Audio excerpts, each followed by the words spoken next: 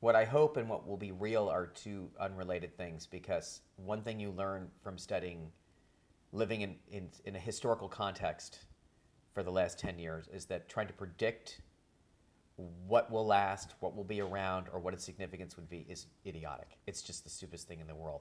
There are songs that, like, you were talking about this Stranger on the Shore, that were number one, that never were on the face of the earth. There was number one TV shows. There were people who were so famous that you can't even think you could get more famous, that nobody's heard of.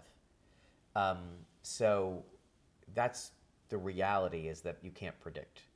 What I would hope would be is that somehow, whatever will be construed as television in the future, that people will watch it. I'm hoping that it will age well, because we really tried to tie it to that period, not to this period.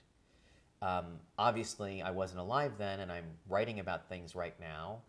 We do the first season, and we discuss this election that was, stolen, the Kennedy-Nixon election, and I am definitely referencing the Bush-Gore election.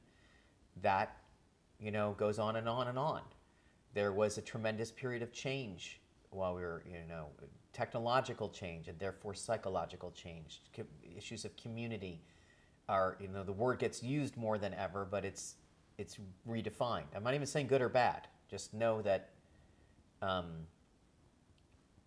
when the show went on the air, people had already predicted that no one was ever going to read a book again, and that no one was ever going to write a letter again. And neither of those things are true. At the same time, there was Twitter, which to me is like wearing a T-shirt that says Coke on it. You are advertising other people's things for them, and you get to wear a shirt. And maybe you'll even go out and buy a shirt because it's so cool. But we are followers. This is all going to sound judgmental in some way, but the fact is that good or bad, it didn't exist. There was no streaming. There was no iPad. There was no iPhone. There was BlackBerry. A lot of us didn't have them.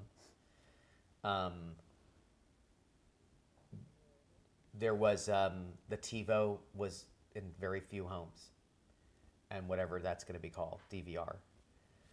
It was called a TiVo, which they really didn't want. They wanted to undo.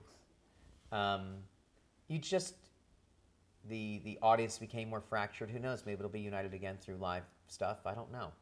We have an African-American president. No one thought that was going to happen in our lifetimes.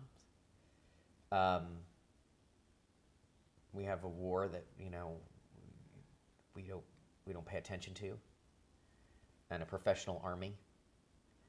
There's a lot of things, this is all sounding political. All I'm trying to say is, like, the economic upheaval of 2008 to 2010 was as big as the Great Depression, and had an equally alarming blow to our self-esteem. And I started to think that maybe people watched the show because they were going through these changes, and it was fun to see other people go through them. But even tying all of that to right now, part of my interest in General Motors, like just reminding people, Obama saved General Motors. He did not have to do that. Reminding people that this was the largest business in the world. So I think I'd like it to be known with some timelessness, because it's about people, and the fact that the personness of them is timeless. That's what I would like it to be, that some teenager who will see their parents in the show, even though I'm their parents, not Dondra. You know what I mean? Or I'm their grandpa. You'd like to think that that you recognize the little girl's life in some way. And I think a lot of stuff, even if it is tied to its time, still holds up. I watch people. I watch movies where people run over to payphones, and that they could call them on a cell now, and it doesn't ruin the movie. It's just a little bit more abstract. Mm-hmm. So, and I hope that people recognize the care that went into the show. Because it really, there are accidents in the show, but nothing was done by accident. And I like to think that certainly by the end of the show, we had in film or TV, the best people working on the show. That list of credits that you look at is like the best in every department. And I don't just mean like great at their job and technically adept or artistically adept. I mean like there's no jerks at a certain point. It just won't tolerate it. Anybody who was unpleasant, no matter how good they were, was gone.